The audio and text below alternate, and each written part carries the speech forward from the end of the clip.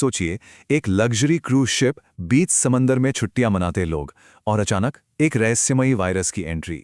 आज के इस एक्सप्लेनर में हम इसी हाई स्टेक सिचुएशन की तह तक जाएंगे। हाल ही में एक क्रूज शिप पर हंता वायरस फैलने की खबर ने पूरी दुनिया में हलचल मचा दी है। हेल्थ ऑफिशियल्स बिल्कुल हाई अलर्ट पर हैं, लेकिन क्या ये वाकई एक नई महामारी की शुरुआत है, या फिर इन खौफनाक मीडिया हेडलाइंस के पीछे की वैज्ञानिक सच्चाई कुछ और ही है? आइए सीधे फैक्ट्स और एक्सपर्ट एनालिसिस के जरिए इस पूरी मिस्ट्री को डिकोड करते हैं। तो चलिए सबसे पहले सीधे उस इंसान की बात सुनते हैं जो इन चीजों को सबसे बेहतर समझते हैं, पब्लिक हेल्थ एक्सपर्ट डॉक्टर आशीष झा। उन्होंने बिल्कुल साफ शब्दों में कहा है, ये अगला कोविड नहीं है, लेकिन ये एक गंभीर संक्रामक बीमारी है।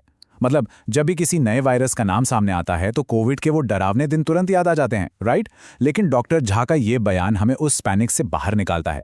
स्थिति गंभीर जरूर है, इसे हल्के में नहीं ले सकते, लेकिन ये अगली वैश्विक महामारी बिल्कुल नहीं है।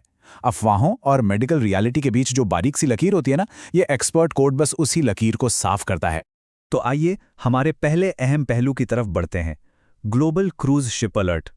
होता क्या है ना, जब किसी क्रूज शिप जैसी बंद जगह से लोग अपने अपने घर लौटते हैं तो एक लोकल सी लगने वाली प्रॉब्लम अचानक से एक ग्लोबल चैलेंज बन जाती है।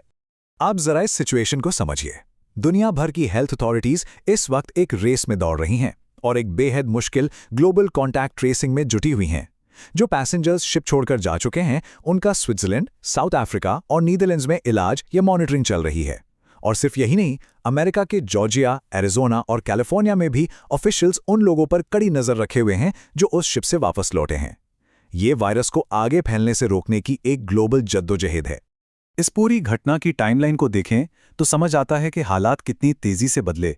ये सब 12 अप्रैल की ही तो बात है, जब शिप के कैप्टन ने एक यात्री की मौत की बेहद दुखद घोषणा की। तब तक सब नॉर्मल लग रहा था, लेकिन फिर हाल ही में केप वर्डे से स्पेशल एयर एम्बुलेंस के जरिए 3 लोगों का मेडिकल इवैक्यूएशन करना पड़ा। और अब रविवार को ये शिप कैनरी आइलैंड्स पहुंचने वाला है, जहां शायद और भी यात्रियों को निकाला जाए। ये सिचुएशन लगातार बदल रही है और काफी तनावपूर्ण बनी हुई है। और इसी बीच एक और खबर ने सबका ध्यान खींचा और डर भी बढ़ाया। डच अथॉरिटीज ने बताया कि एक फ्लाइट अटेंडेंट को अस्पताल में भर्ती कराया गया है। क्यों? क्योंकि वो उसी फ्लाइट में ड्यूटी पर थी जिसमें हंता वायरस से संक्रमित एक क्रूज यात्री सफर कर रहा था। हालांकि उस यात्री को टेक ऑफ से पहले ही उतार लिया गया था, लेकिन बाद में उसकी दुखद मृत्यु हो गई। इस एक घटना ने सेकेंडरी एक्सपोजर, यानी एक इंसान से दूसरे इंसान में वायरस के फैलने की चिंताओं को बहुत ज्यादा बढ़ा दिया।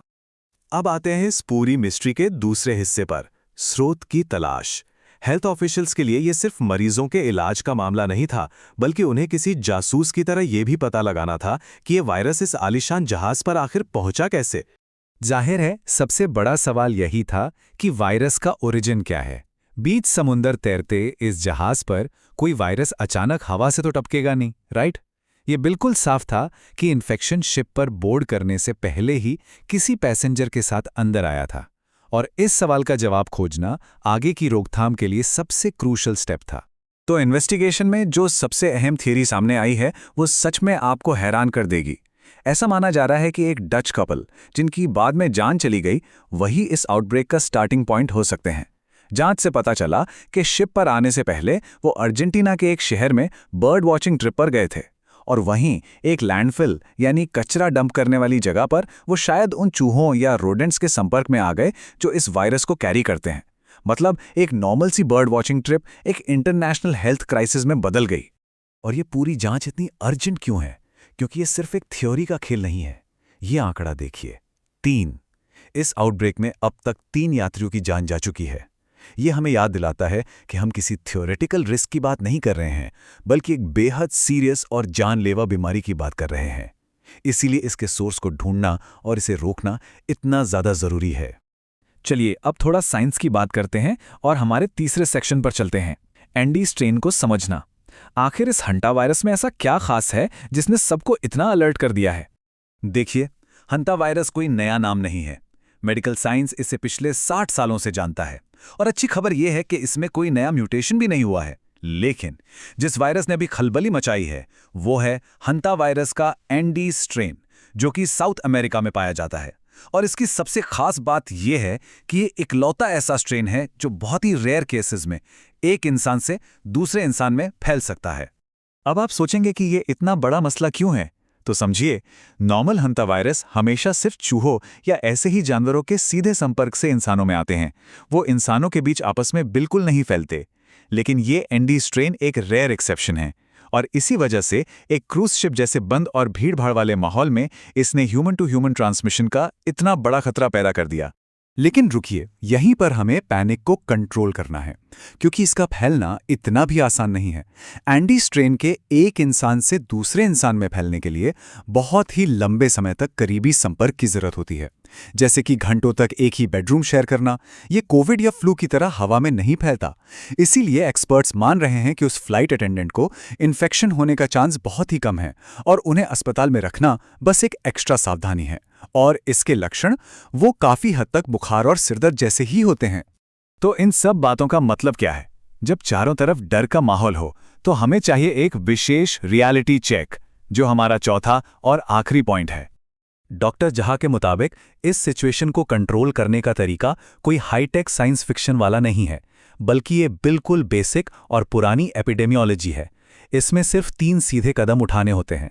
पहला, जो संक्रमित हैं उनकी अच्छे से देखभाल करें।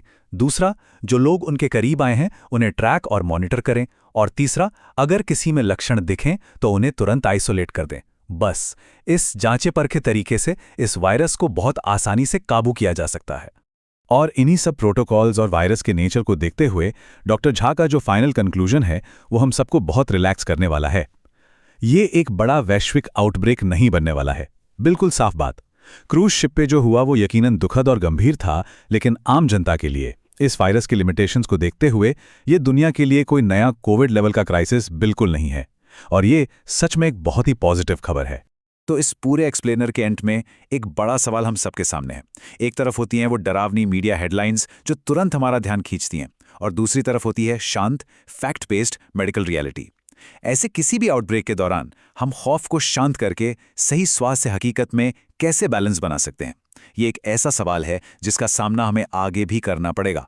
क्योंकि याद रखिए, सही जानकारी और फैक्ट्स ही डर का सबसे बड़ा इलाज है। आज के इस एक्सप्लेनर में हमारे साथ जुड़ने के लिए बहुत बहुत शुक्रिया।